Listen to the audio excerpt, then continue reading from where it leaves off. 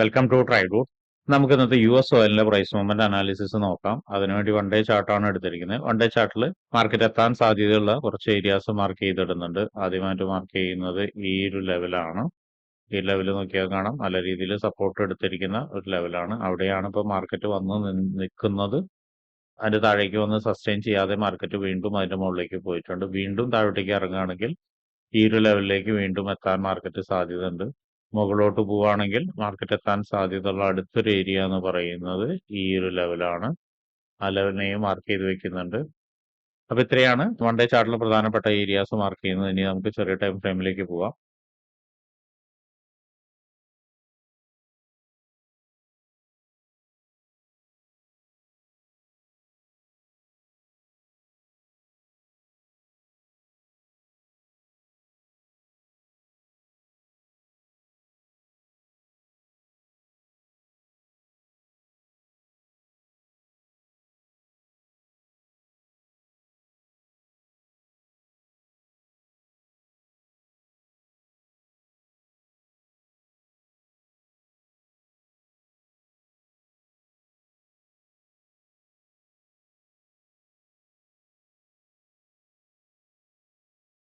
One day ചാർട്ടിലെ പ്രധാനപ്പെട്ട കുറച്ച് areas mark ചെയ്ത് വെച്ചിട്ടുണ്ട്.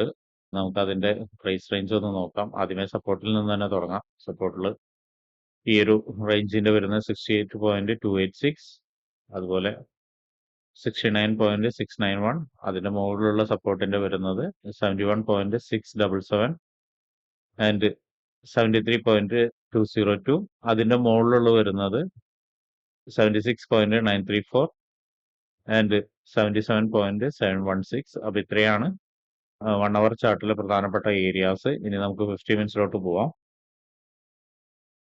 50 മിനിറ്റ്സിലോട്ട് വരുന്ന സമയത്ത് നോക്കിയാൽ കാണാം മാർക്കറ്റ് നല്ലൊരു സ്ട്രോങ് ആയിട്ടുള്ള ഒരു സപ്പോർട്ട് ഏരിയയിലാണ് നിൽക്കുന്നത്. എന്നിരുന്നാൽ പോലും ഒരു കൺഫർമേഷൻ മുകളിലോട്ട് ബൈ ചെയ്യാനുള്ള ഒരു കൺഫർമേഷൻ കിട്ടിയില്ല.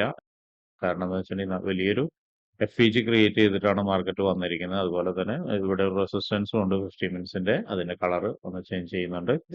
സോ ഇനിയൊരു എൻട്രി സാധ്യത 50 മിനിറ്റ്സിൽ കിട്ടണമെങ്കിൽ ഒരു നല്ലൊരു സപ്പോർട്ട് എടുത്ത് മുകളിലോട്ട് പോകണം. അങ്ങനെയാണെങ്കിൽ വരാൻ സാധ്യതയുള്ള 50 മിനിറ്റ്സിന് വരാൻ സാധ്യതയുള്ള ഒരു ഏരിയ എന്ന് പറയുന്നത് ഈ ലെവലാണ്.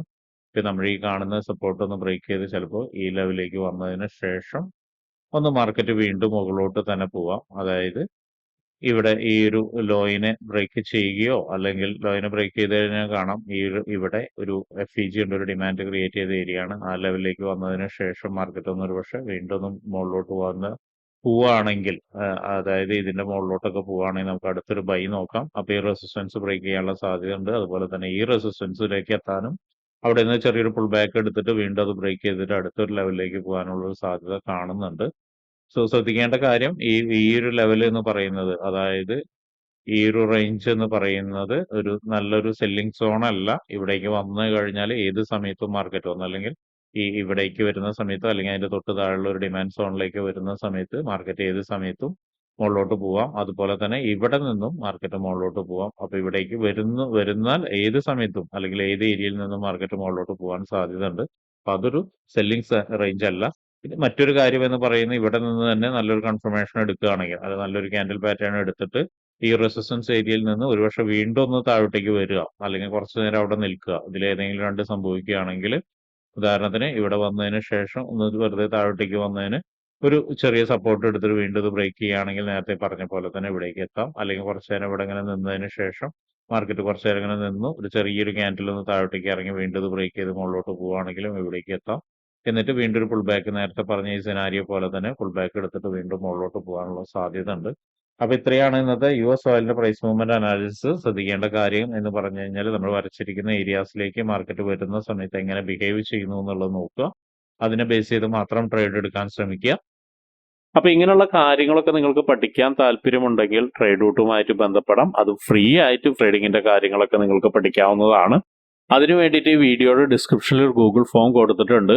ആ ഗൂഗിൾ ഫോം കൃത്യമായി വായിച്ച് അതിലുള്ള കണ്ടീഷൻസ് ഒക്കെ ഓക്കെ ആണെങ്കിൽ മാത്രം ഫിൽ ചെയ്യുക. അതോടൊപ്പം തന്നെ ഡിസ്ക്രിപ്ഷനിലുള്ള വാട്സപ്പ് ചാനലിൽ നിങ്ങൾക്ക് ജോയിൻ ചെയ്യാവുന്നതാണ്. അവിടെ ട്രേഡൂട്ടിന്റെ അപ്ഡേറ്റ്സ് ലഭിക്കുന്നതാണ്. അപ്പൊ എല്ലാവർക്കും ഇന്നൊരു പ്രോഫിറ്റബിൾ ഡേ ആവട്ടെ എന്ന് ആശംസിക്കുന്നു.